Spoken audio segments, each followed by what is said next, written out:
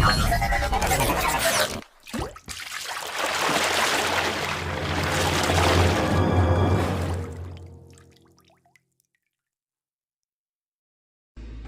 ready for the countdown. 10, 9, 8, 7, 6, 5, 4, 3, 2, 1, 0.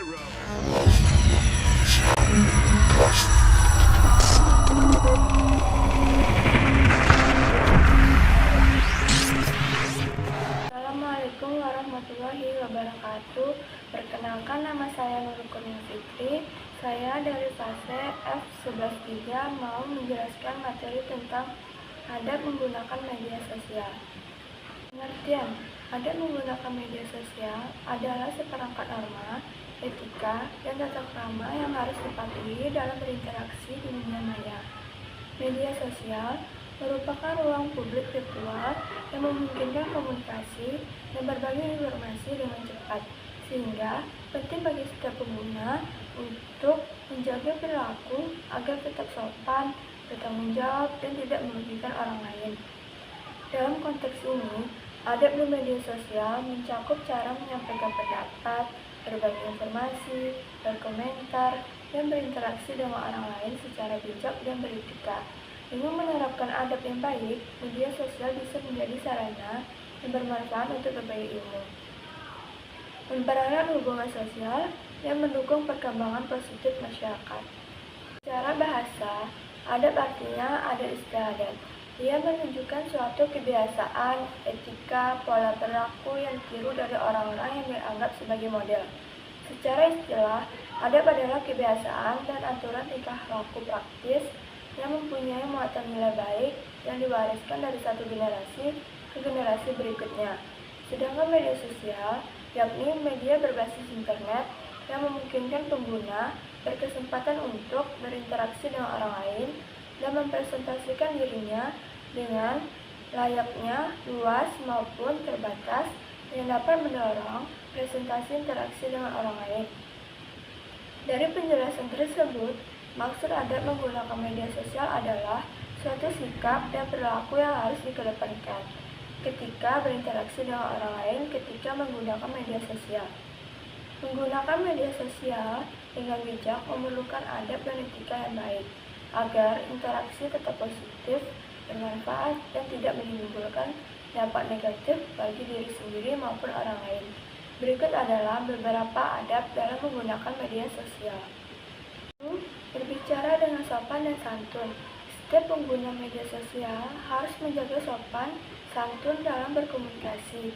Berbeda dengan percakapan langsung, komunikasi di media sosial tidak menyertakan ekspresi wajah atau intonasi suara sehingga pesan dapat disalahartikan.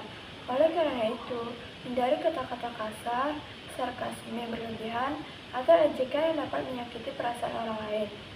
Cara menerapkan sopan santun dalam media sosial. 1. Gunakan bahasa yang baik dan tidak menyinggung orang lain. 2. Hindari menulis dengan huruf kapital semua karena bisa diartikan sebagai bentuk kemarahan atau teriakan. 3. Jangan gunakan kata-kata yang merendahkan, mengolok-olok, atau menghina individu maupun kelompok. Menghormati privasi orang lain. Privasi adalah hak setiap individu. Dalam media sosial, jangan kita sampai melanggar privasi orang lain dengan membagikan informasi pribadi tanpa izin. Contoh, pelanggaran privasi di media sosial. 1. Membagikan nomor telepon, alamat, atau foto orang lain tanpa izin. 2. Memposting informasi pribadi, teman, atau keluarga tanpa mereka ketahui. 3. Mengunggah percakapan pribadi ke publik tanpa persetujuan pihak terkait. 4. Merekam dan menyebarluaskan video seseorang tanpa izin, terutama jika berisi momen yang bisa memalukan mereka. 3. Cara menjaga privasi dalam media sosial. 1. Jika membagikan sesuatu yang melibatkan orang lain, tanyakan dulu apakah mereka setuju. 2. Hindari mengunggah dokumen penting seperti kartu identitas, paspor, atau rekening bank, meskipun hanya kepada orang yang dipercaya.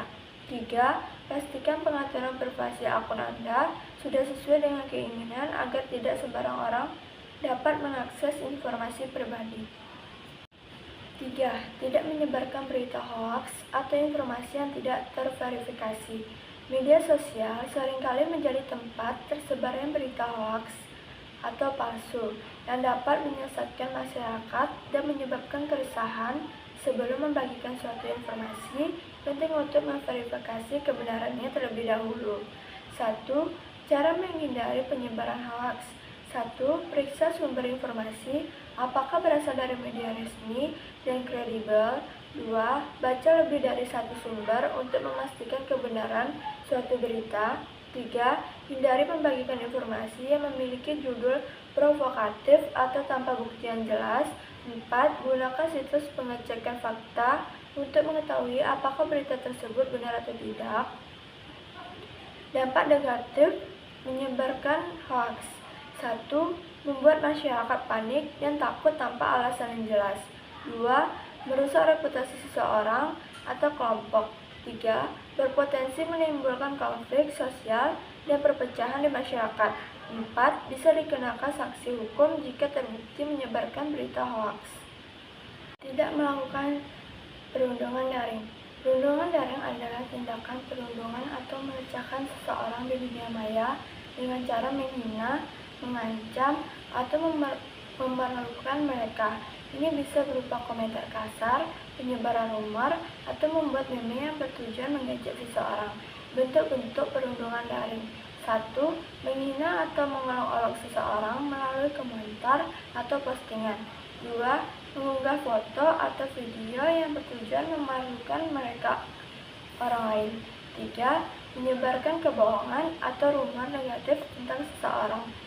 4. Melakukan doxing, yaitu menyebarluaskan data pribadi seseorang tanpa izin.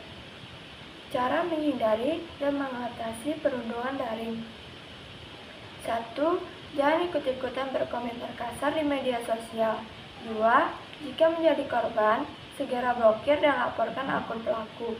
3. Hindari membalas dengan cara yang sama karena hanya akan memperburuk keadaan. 4. Jika perundungan daring terjadi dalam skala besar, laporkan ke pihak berwenang. Bijak dalam membagikan konten pribadi. Apa yang kita unggah di media sosial dapat bertahan dalam waktu yang sangat lama, bahkan setelah dihapus. Oleh karena itu, penting untuk mempertimbangkan dampak jangka panjang sebelum membagikan sesuatu. Hal-hal yang perlu diperhatikan sebelum membagikan konten pribadi. 1. Jangan terlalu sering membagikan kehidupan pribadi yang terlalu detail. 2. Hindari mengunggah sesuatu yang dapat merugikan diri sendiri di masa depan, seperti foto atau video yang tidak pantas. 3. Jangan memposting sesuatu dalam keadaan emosi, karena bisa saja menyesal di kemudian hari. 4. Pikirkan bagaimana unggahan tersebut akan dilihat oleh orang lain, terutama jika akun Anda bersifat publik. Menghargai hak cipta dan karya orang lain. Banyak orang yang menggunakan media sosial untuk membagikan karya mereka, seperti tulisan, foto, video, atau desain grafik. Mengambil karya orang lain tanpa izin dan mengklaimnya sebagai milik sendiri adalah tindakan tidak etis dan melanggar hak cipta. Cara menghargai hak cipta di media sosial. 1. Jika ingin membagikan karya orang lain, berikan kredit atau sebutkan sumbernya. 2. Jangan mengunggah ulang karya orang lain tanpa izin, terutama jika akan digunakan untuk tujuan komersial. 3. Jika menggunakan gambar atau musik dari internet, pastikan itu bebas hak cipta atau sesuai dengan lisensi yang diizinkan. 4. Hindari plagiat dalam bentuk apapun termasuk dalam tulisan atau ide. Yang ketujuh, mudah terprovokasi dan menghindari debat yang tidak sehat. Di media sosial, seringkali muncul perdebatan pendapat yang berujung pada perdebatan panjang. Namun, tidak semua perdebatan itu sehat. Ada yang hanya bertujuan memprovokasi, memperkeruh suasana. Cara menghindari debat yang tidak sehat. 1. Jika melihat suatu postingan postingan yang memicu perdebatan, jangan langsung bereaksi dengan emosi. 2. Jika ingin berdiskusi, gunakan argumen yang logis dan tidak menyerang secara personal. 3. Jangan meladeni akun-akun yang hanya mencari perhatian dengan komentar provokatif atau troll. 4. Jika merasa diskusi sudah tidak produktif, lebih baik tinggalkan daripada terus berdebat tanpa hasil. Gunakan media sosial untuk hal yang positif.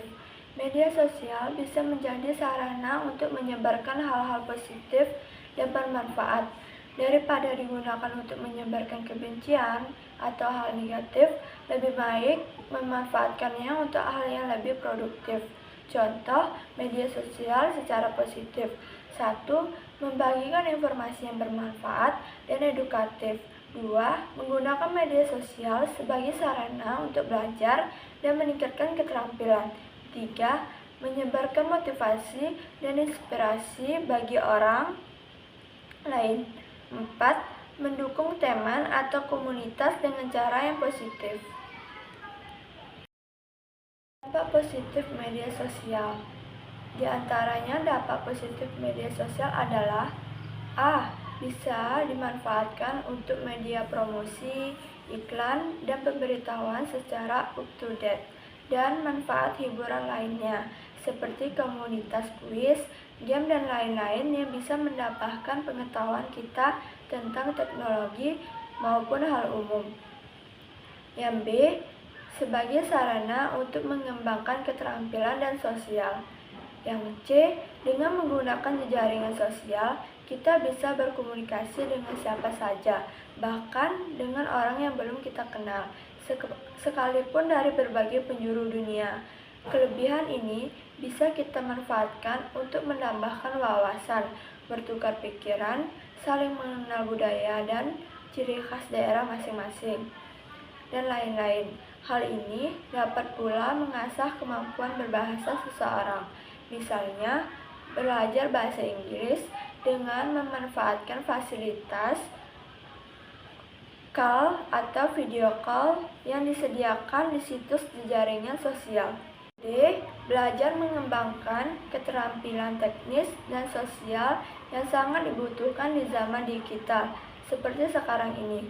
Mereka akan belajar bagaimana cara beradaptasi, bersosialisasi dengan publik, dan mengelola jaringan pertemanan.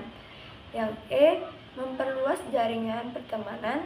Anak dan remaja akan menjadi lebih mudah berteman dengan orang lain di seluruh dunia, meskipun sebagian besar di antaranya belum pernah mereka temui secara langsung.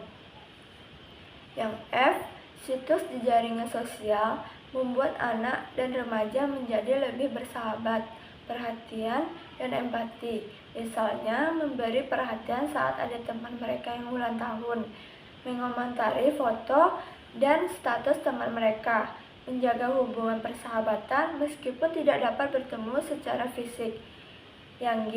Media pertukaran data dengan menggunakan email, newsgroup, FTP, World Wide Web, jaringan situs-situs web. Para pengguna internet di seluruh dunia dapat saling bertukar informasi dengan cepat dan mudah. Untuk mencari informasi atau data, perkembangan internet yang pesat menjadikan World Wide Web sebagai salah satu sumber informasi yang penting dan akurat. Yang I. Kemudahan memperoleh informasi. Kemudahan untuk memperoleh informasi yang ada di internet banyak membantu manusia sehingga manusia tahu apa saja yang terjadi. Selain itu, internet juga bisa digunakan sebagai lahan informasi untuk bidang pendidikan, kebudayaan, dan lain-lain. Yang J.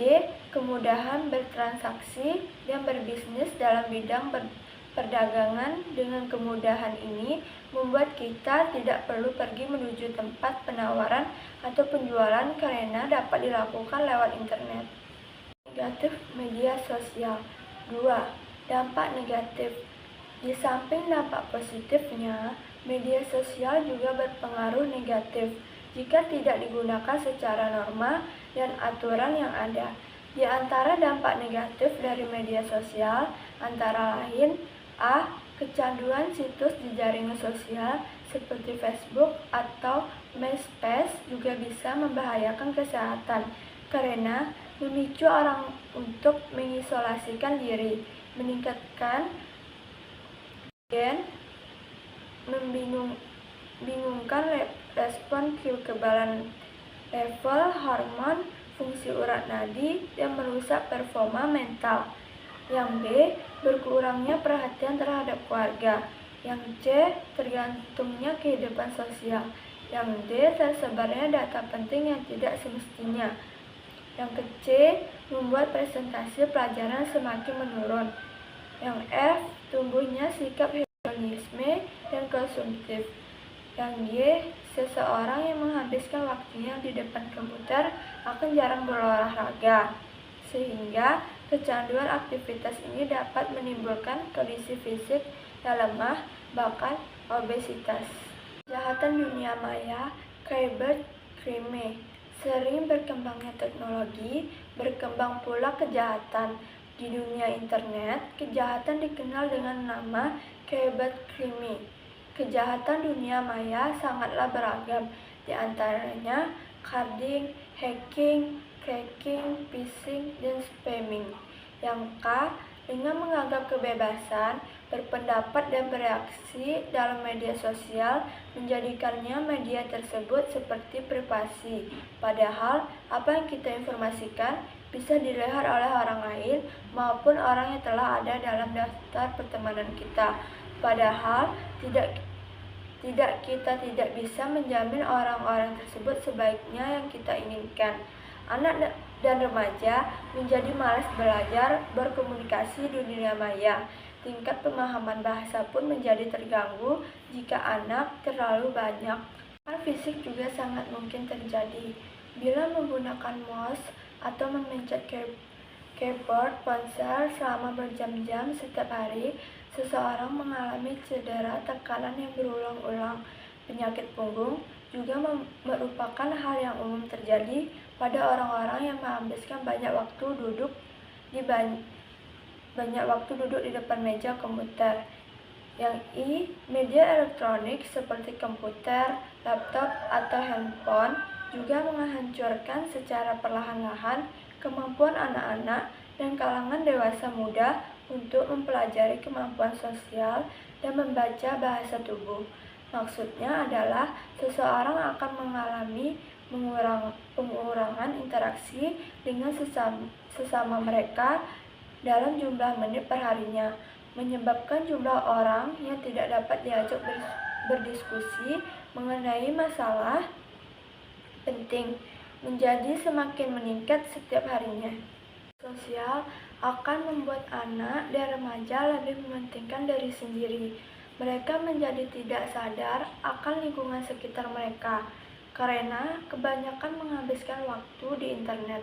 Hal ini dapat mengakibatkan anak menjadi kurang berempati di dunia nyata. Yang M. Bagi anak dan remaja, tidak ada aturan, ejaan, dan tata bahasa di jaringan sosial. Hal ini akan membuat mereka semakin sulit membedakan antara berkomunikasi di situs jaringan sosial dan di dunia nyata. Hal ini tentunya akan mempengaruhi keterampilan menulis mereka di sekolah. N. Pornografi. Anggapan yang mengatakan bahwa internet identik dengan pornografi memang tidak salah.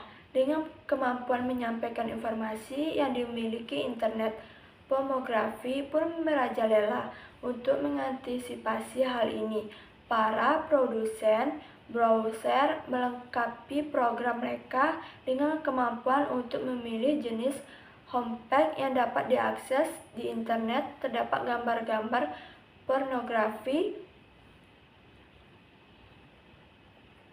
dan kekerasan yang bisa mengakibatkan dorongan kepada seseorang untuk bertindak kriminal. Hal ini memang merajalela di bidang manapun. Internet pun tidak luput dari serangan penipu. Cara yang terbaik adalah tidak mengindahkan hal ini atau mengkonfirmasi informasi yang Anda dapatkan pada penyedia informasi tersebut. P. Carding, karena sifatnya ya real time atau langsung. Cara belajar dengan menggunakan kartu kredit adalah cara yang paling banyak digunakan dalam dunia internet. Para penjahat internet pun paling banyak melakukan kejahatan dalam bidang ini dengan sifat yang terbuka. Para penjahat maupun mendeteksi adanya transaksi yang menggunakan kartu kredit online dan mencatat kode kartu yang digunakan untuk selanjutnya. Mereka menggunakan data yang mereka dapat untuk kepentingan kejahatan mereka. Perjudian. Dampak lainnya adalah meluasnya perjudian dengan jaringan yang tersedia. Para pejudi tidak perlu pergi ke tempat khusus untuk memenuhi keinginannya. Anda hanya perlu menghindari situs seperti ini, karena umumnya situs perjudian tidak agresif dan memerlukan banyak persetujuan dari pengunjungnya. Itulah beberapa dampak positif dan negatif dari penggunaan media sosial. Media sosial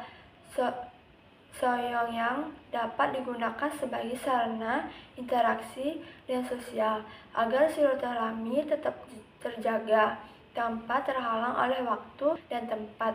Cara yang bisa dilakukan untuk meminimalisir penyalahgunaan penggunaan sosial media di Indonesia adalah dengan menerapkan pembatasan konten atau melakukan penyuluhan di seluruh pelosok Indonesia tentang internet, sosial media, dan pengaruhnya, atau melakukan pengawasan terhadap para remaja atau anak-anak oleh orang tuanya atau orang-orang terdekat. Adalah sarana yang digunakan oleh orang-orang untuk berinteraksi satu sama lain dengan cara menciptakan berbagai serta bertukar informasi dan gagasan dalam sebuah jaringan dan komunitas virtual. Media sosial adalah sebuah media online dengan para penggunaannya bisa dengan mudah berpartisipasi, berbagi, dan menciptakan isi meliputi blog di jaringan sosial, wiki, forum, dan dunia virtual. Blog di jaringan sosial dan wiki merupakan media sosial yang paling umum digunakan oleh masyarakat di seluruh dunia.